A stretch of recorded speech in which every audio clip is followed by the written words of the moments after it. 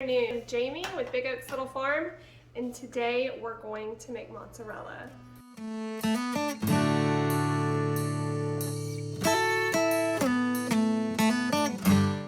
So every Friday night at our house we have pizza and a movie night.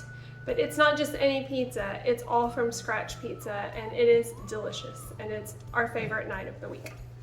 So I've had a request to make a video about the pizza, but first we have to make mozzarella because we need mozzarella for pizza. So that is what this video is going to be on, and then we'll follow up with a pizza video. So I'm going to grab an apron and let's get started. Okay, so the first thing that we're going to do is get 3 quarts of water and put ½ cup of salt in it. So I'm actually just going to use my measuring cup to stir it in a little bit. So we're going to get that going first, because that pot we need to heat to 185 degrees. So I'm going to let that start going while we work over here. I've tried many mozzarella recipes before I found one that worked, and the way I found one that worked was actually going to a place called Plowshare and taking a cheese class. So that's where I learned this recipe that always turns out great, so I wanted to make sure to give credit where credit is due. So I've put a tablespoon of citric acid into this cup. This is just a little ½ pint size jar. You can use a measuring cup, I just don't. So then I'm going to put some filtered water just from my fridge and fill it all the way up for this one, and go ahead and stir that in until it dissolves. It doesn't take long, it dissolves pretty quickly. We're going to pour that into our pot. Okay, now I'm going to get the calcium chloride. We're going to do 1/4 of a teaspoon. So with this one, so a ½ pint is 1 cup. So when I filled it up with water, it was about a cup of water. So you do a tablespoon of citric acid to about a cup of water. The calcium chloride is 1/4 of a teaspoon to about 1/4 cup of water. So I just kind of eyeball it. It doesn't have to be perfect. Fill it about 1/4 of the way full. Stir that in a little bit. All right, so I like to put those in first. You can put your milk in first. I just like to put those in first because I feel like when you pour the milk in, that it helps mix it a little bit. Okay, so next we're gonna put our milk in. This is milk from our sweet Jersey cow, Bessie. I don't know if you can see the cream line there, but isn't it dreamy? So we want whole milk for our mozzarella here because we believe in healthy fats. Okay, so I'm going to shake this up to mix that cream in a little bit. Go ahead and pour that in. Sometimes some of the cream sticks to the top of the jar, so once I pour a little out, I'll just give it another shake. So for this recipe, we use 2 gallons of milk, and it makes about 2 pounds of mozzarella. I have one time I cut the recipe in half just because I wanted to see if it still worked well. And I cut it in half, and I did a gallon, and then I halved all of the ingredients, and it turned out great. It still turned out fine. It's just that there are 8 of us here, and it takes 2 pounds of mozzarella every Friday for our pizza, because I have a lot of boys and they eat a lot of food. So I make 5 big pizzas every Friday night.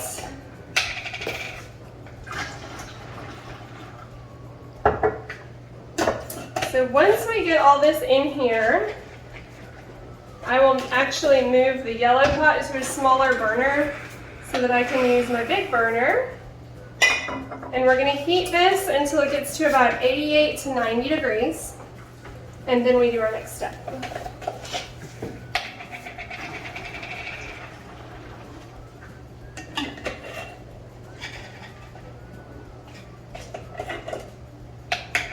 Hey. So I don't like to waste, and so I always let the jar sit while I pour the rest of them, and then look, there's still a little more. Gotta get every bit of that yummy milk in there. I'm more milk, the more cheese. Okay, so I'm going to go ahead and move this off of my good burner. Put this on to let it start. Why don't you explain why we have only one good burner? Why we only have one? Okay, so my front burner here does not work. It has never worked right because this thing does not fit on it right. And so we just don't use it because it's ridiculous. So I'm checking on this. I can show it in the pot. My salt is not dissolved in there, so I'm gonna stir it a little bit because if you don't dissolve the salt, it will become one solid little piece of salt in there. So I'm just gonna stir it up and dissolve it.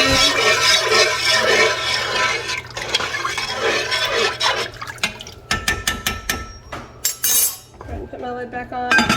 It did not look anywhere close to boiling, so I'm just gonna keep it over medium to high. If you get it too hot, it melts the mozzarella when you're trying to stretch it. So, and if you don't get it hot enough, then the mozzarella is hard to stretch. So you kind of have to get right in that perfect range. Let me get my thermometer out. So being just out of the refrigerator, the temperature, and just put in here and just been on the heat for a couple minutes, the temperature's in the 40s. So it's gonna take us a minute to get that up to where it belongs. Okay, so for the next step, we need rennet. There are lots of different kinds of rennets. There's liquid rennet, there are tablet rennets, there's vegetable, there's animal. I prefer this organic vegetable rennet in a liquid form. And it's made by New England Cheesemaking Company. You can get it on Amazon. You can just look up New England Cheesemaking Company and find all the places that you can buy it. It has to be refrigerated. I've been told that liquid rennet does not last as long as the tabs. But when I have tried to use the tabs, I have not had success. So this is what I prefer. So we're gonna put 1/4 teaspoon of this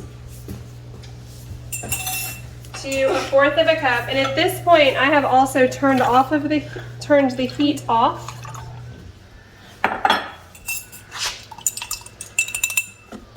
I'm just gonna stir this in.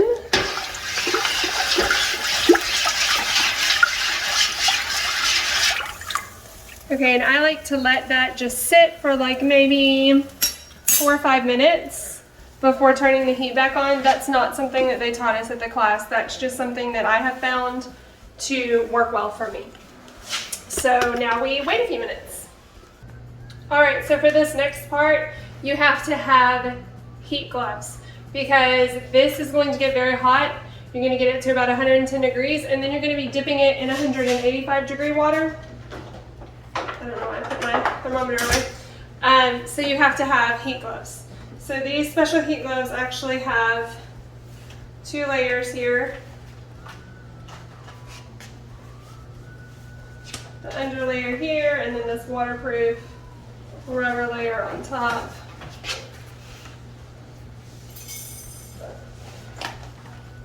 All right. Okay, so you will know it is ready to go to the next spot when you can cut through it like that. Do you see that? Okay, so I'm gonna turn the heat back on, but I'm gonna keep it on real low.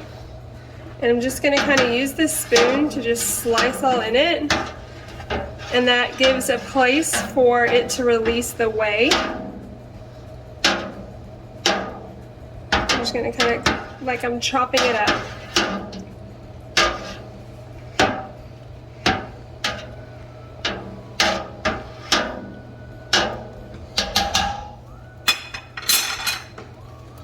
So this is where the gloves come in.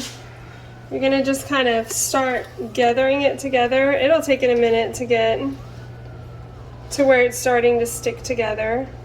You just kind of gently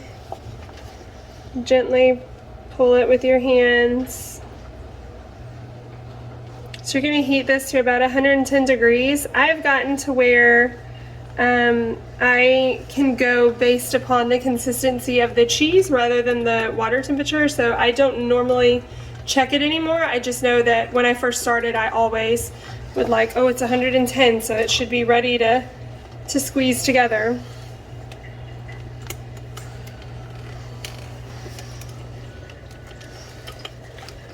Now I'm going to check my temperature on my water so I don't get it too hot. Oh, I'm sorry. Did I spill it on your foot? Yep. Sorry, it somehow got set on Celsius. There we go.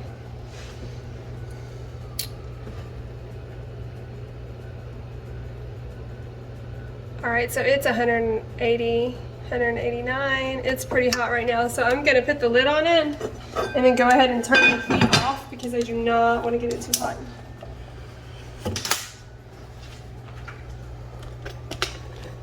I need to get a shorter pot because I have to stand on my tiptoes for this part.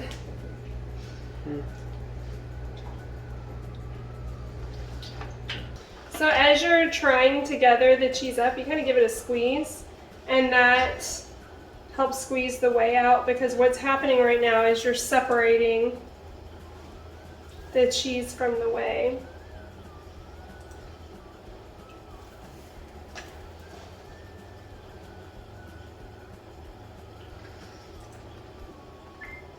So I'm holding my thermometer in here. I don't normally use it, but I am for the purpose of this video. So I'm at about 105 right now.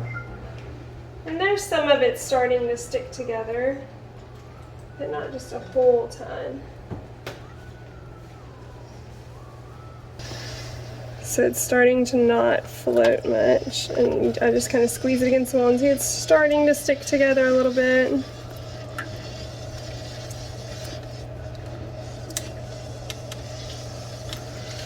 Alright, I'm going to put the thermometer down because I need both hands, so I'm just going to keep gathering it together, trying to kind of hold it together on the side, and it will start sticking together.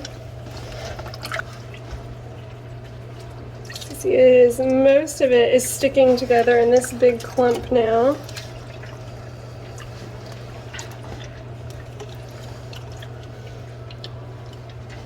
See, I can kind of pick it all up together for the most part. I'm still kind of squeezing the liquid out.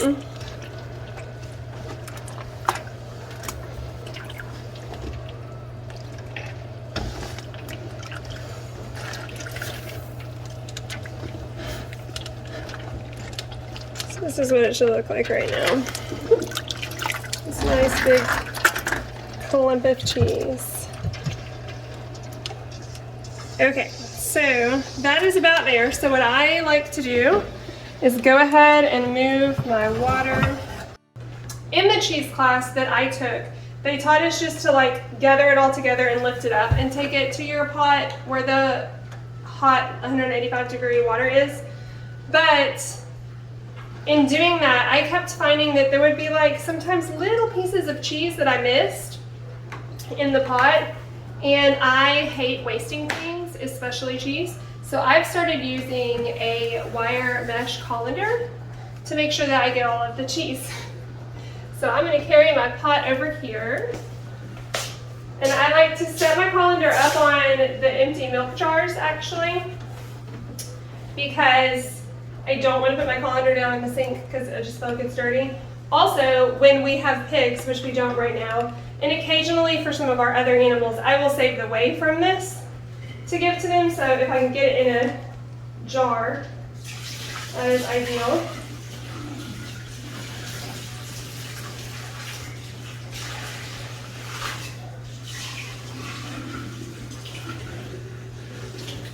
I said when we have pigs. We always have our cooney pigs. I mean when we're raising pigs for meat, which we currently don't have any. We will get more in the spring. Alright. So now I've got a big clump of mozzarella here. I'm going to kind of drain as much as I can. Now some people actually dip it back in the whey to stretch it. That is just not how I was taught. And the way I was taught, I come out with successful cheese, so I keep doing it that way. I'm sure there is nothing wrong with dipping it back in the whey. Okay, so now I've squeezed a little bit of juice out. I'm gonna carry it over here. So you may see this next to me. You need to have a bowl of ice water ready. Okay, my ice maker is broken and it happens to be out of ice, so I stuck an ice pack in here and I'm just gonna pull it out when I'm ready to put the cheese in. But once we finish stretching it and shaping it into our balls, we'll put it into the cold water to help it cool down quickly, and it just finishes the skin on it better. So once I have it in here, I break it in half because it is much easier to work with. That was so weird. And so then we're just gonna start kind of manipulating it, stretching it. You don't want it to tear. So it's also getting salted while it is in this. So see, I'm just kind of stretching it around. You can stretch it however you like. If you want to stretch it in one long strip, you can do that. So I'll work with one for a minute and stick it in, and then I'll work on the other. So you can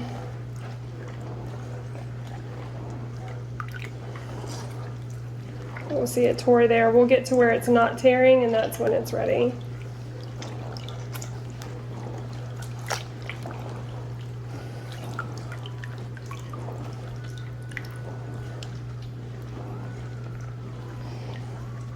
I've also made string cheese with this, where instead of putting it in a ball, I will get like a 8x8 dish, and while it's still hot after I've been stretching it, I will stick it in that dish and like shape it in there, and then I'll just stick it in the fridge. And once it cools, is all the way cool, I'll cut it into little string cubes instead of cylinders. They're kind of like cube. Well, they're still long like a cylinder, but just gonna keep working with this a little bit. See, it's still tearing, so it's not quite there.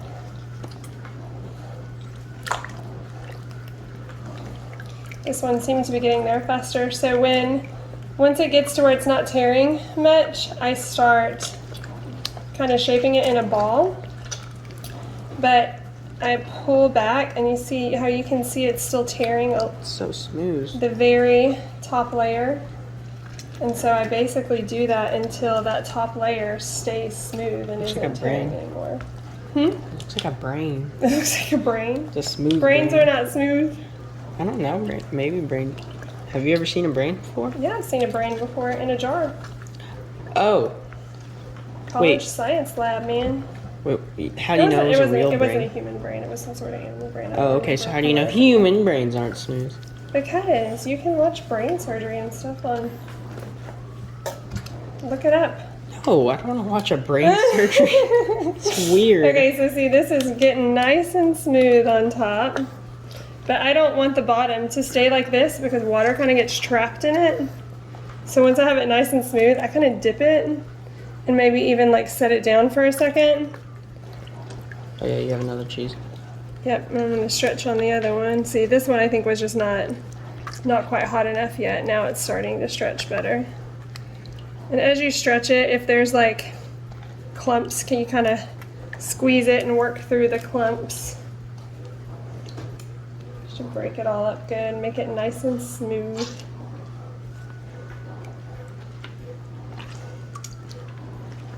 All right, so this one. Nice and smooth. And sometimes we'll have some little air bubbles in it. That's fine. All right, so I'm going to go ahead and stick this one in our ice water and finish this one off. So because what I'm going to use this mozzarella for is pizza, I want to be able to shred it. And I have found that it is much easier to shred this mozzarella if it is frozen. Oh. What? Shred it. Oh, you're such a keeper. It's much easier to grate the cheese. It is much, much easier to grate if it's frozen. Well, so I'll freeze it, but then when it's time to put it in the cheese grater, I actually thaw it for just a little bit and then cut it up into like cubes that are kind of partially frozen and stick it in our cheese grater. All right, you see, I don't know. See how pretty smooth and shiny that is. I'm gonna kind of dip it in here to get the bottom all nice and pretty. I probably got the camera shot. Okay, so now I'm gonna stick this in. I'm gonna take my ice pack out because it's just in the way now. You want the water to all the way cover the cheese. So see, I did not put enough water, so I'm gonna put a little bit more. Ice water is ideal, but I've done it with just cold water before when I've been out of ice before.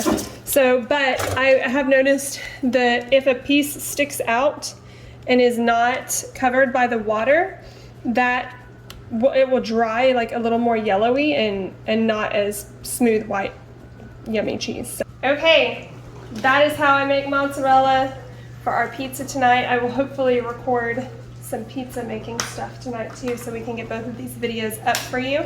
I hope that that is helpful. I hope that you get some raw milk and make some delicious mozzarella for yourself. Happy homesteading.